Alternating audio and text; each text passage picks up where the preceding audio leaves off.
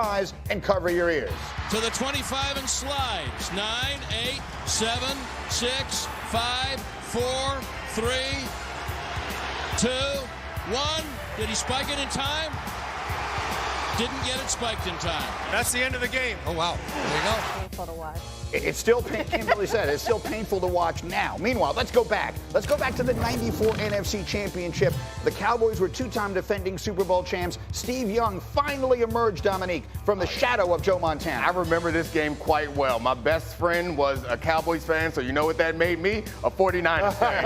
And we were so happy that they pulled it off. And also, side note, these 94 49ers jerseys might be the best jerseys in the NFL. 2 weeks later, Steve Young would get that monkey off his back once and for all. Now, D. Wood, let's go to 2000 when T.O. disrespected the star. See, this is my type of energy. That's the energy that I'm on right there with T.O. in the middle of the star showing off right there. But you, hey, yeah, that George Teague player, yeah. That's my kind of energy. You ain't gonna come into my house and disrespect me, D. Wood. I'm sorry, Bishop. I can't let you get away with that. In the end, T.O.'s team would get the last laugh. They would win that game. Now we go to the 92 NFC Championship. This is when the Jimmy Johnson Cowboys became the Jimmy Johnson Cowboys, led by now our own Troy Aikman. This game was phenomenal, but really just hearing Jimmy Johnson say, "How about them Cowboys?" That, like, just to hear you replicate it, it lives on. You're going to hear it. That was Alvin Harper. That set up this. Kelvin Martin, the touchdown. They get to the Super Bowl for the first time since '78.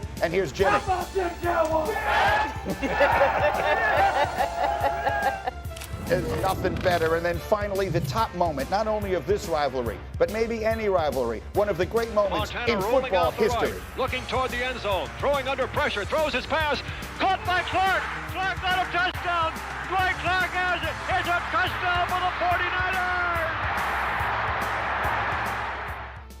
If you don't know why pro football has become practically a religion in this country, you could take it directly back to that play. That pass, Joe Montana to Dwight Clark, it's now known as the catch, one of the most famous plays in football history. As one who was old enough to remember watching it live, that absolutely changed football in so many ways. It was the birth of the era of Montana and Walsh and these legendary 49er teams. It changed everything that play. I'm not old enough to remember it. I mean, that's emphasized by the fact that the receivers are in three-point stances. But I saw that highlight so many times growing up that it's the part of my memory of, like, football also. It's a lot like the Immaculate Reception. These are big moments in the history of football that we all know or should know and remember. It 100% belongs with the Immaculate Reception and any other play in the history of the sport. We'll see if this weekend's game gives us any memories like those. In the meantime, in Green Bay, it may be time to say thanks for the memories to Aaron Rodgers. For the third straight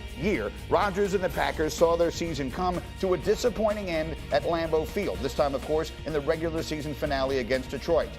All right, now listen to this and get your popcorn ready. With McAfee yesterday, Rodgers on his future.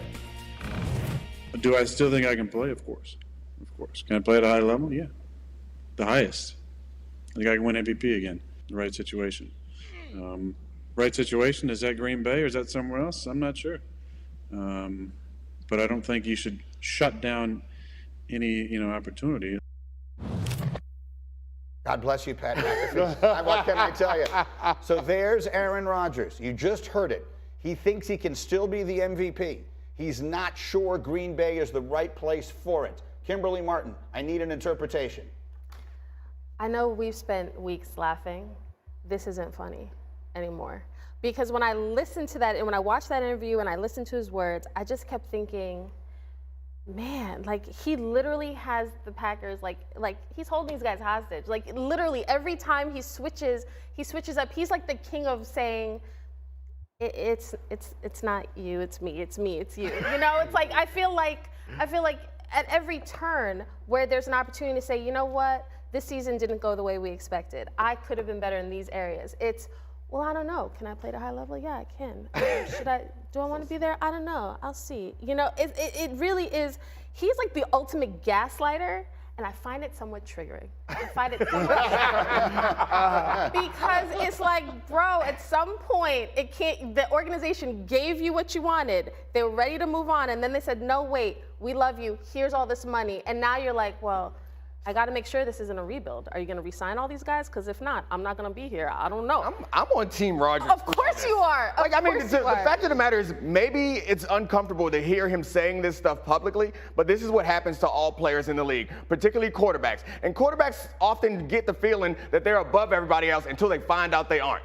Like Peyton Manning thought that the Colts loved him until his back got hurt. Right. Drew Brees thought that the Chargers loved him until his shoulder got hurt. Aaron Rodgers thought that the Packers loved him until they drafted a damn quarterback. So the fact that he's saying this, maybe that makes you uncomfortable, but he knows that they don't care about him, and he knows that he has this power right now, and he's going to use it. And if you listen to the whole clip, he's using that power to get his boys paid. Yes. He's like, all right, maybe I'll come back. But you know what I would like to come back to is a team that has Randall Cobb, Bakhtiari, and he still goes down the list of Mercedes Lewis. One of the best glue guys. I am not going to come down on Aaron Rodgers for doing this because he's watching his boys back and he's treating them the same way they treat him. It's day to day, week to week. Maybe I'll leave. Let's face it, though. That team with those guys was just good enough to be 8th best in an NFC where you only take 7 teams in the playoffs. Chris. Yeah, this is the part I don't understand. How you going to get all of those guys paid when you're getting $60 million in cash next year?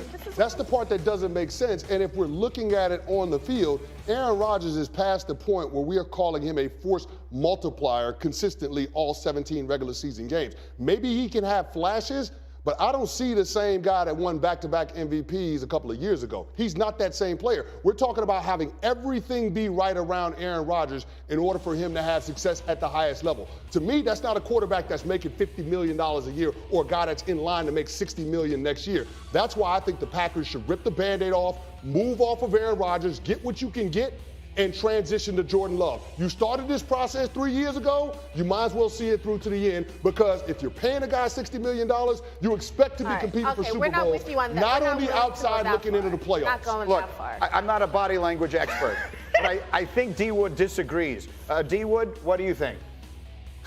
It is the deep size that gets me. It's you know, when someone is on that next level energy, sometimes they don't know when to like back off of it a little bit. Like I was in, and then you was like, no, they just need to rip the Band-Aid off and just go. And it's like, really? Like Aaron Rodgers? Like, I understand Aaron Rodgers didn't have the best of years this year, but can we say like there's been like certain situations as to why maybe he didn't have the best of years? Maybe because his rookie receivers, like, they only had a limited amount of snaps together on offense. The offensive line was injured. The defense wasn't playing up to snuff until towards the end of the year. Like, there are a lot of factors as to why Aaron Rodgers didn't have an MVP type year. Bishop, how about this? Bishop versus How about him being 40 years old? How about that, Bishop? What about that part? Father Time is undefeated. And this ain't a guy that's committed in the offseason like Tom Brady or some of the other quarterbacks that have been able to have success in their latter years. This ain't that same dude. So let's stop assigning that same level of productivity into your 40s that we've seen from Tom Brady. He was the MVP a couple years ago. Last time we doubted. And Tom Brady won a Super Bowl a couple of years ago. Last time we doubted Aaron Rodgers and they went and drafted a quarterback, he came back and took over the league and won back-to-back MVPs. He still got it in him, and stop counting his money. The cap in general is over $200 million. They can pay everybody. Well, it is a sunken cost one way or the other. They're paying it whether they want to or not. The question isn't whether he's worth it. The question is whether they're better off with him or without him. And you didn't even mention, D. Wood, I think the biggest factor in his season, which is I think he played with a broken thumb most of the year. I think in that game against the Giants, which I think was in London, it feels like a year ago now, he broke the thumb, and I don't think his hand was right the whole rest of the year. So it does beget the question, Chris. He said in that interview, we heard him, do I think I can still play at a high level? The highest. I can be the MVP again. Do you believe he can still be that? No, I don't think he can be an MVP. Do I think he can compete for a championship? Sure, if it's the right situation. But that situation ain't in Green Bay. So should he be looking for a new situation? Absolutely. Who should be there? Should the New York Jets be on the phone with them right now? Listen, depending on what happens this weekend, the San Francisco 49ers, the New Orleans Saints, the Washington Commanders, the Tennessee Titans, the New York Jets, all of those teams seem like they could be possibilities. Now, I'm not saying I can envision Aaron Rodgers making that decision, but I think there are other places that are closer to competing at a high level than the Green Bay Packers. Not going to lie to you, you lost me at Jets. Jets, Or you that's had me when at Jets. Greeny You stopped had me at Jets. Yes. I blacked out when you said that. Aaron, please, I'm begging you. Bring McAfee, do whatever you want. We need you so badly. Should Aaron Rodgers be thinking about playing for another team at this stage of his life and this stage of his career? By the way, it is almost exactly what Tom Brady did. Man, the grass isn't always green on the other side. Here's the thing. Like, the Green Bay Packers were, like, just a minute ago, went back-to-back 13-3, hosting, number one seed, hosting play. Do we really think the Green Bay Packers fell off that bad? Yeah. I mean, do we really think? No, I think they missed the window with this team. I don't think the Green Bay Packers have fell off that bad. I think Aaron Rodgers needs to rewind this thing back. Come on back, because the money dictates it.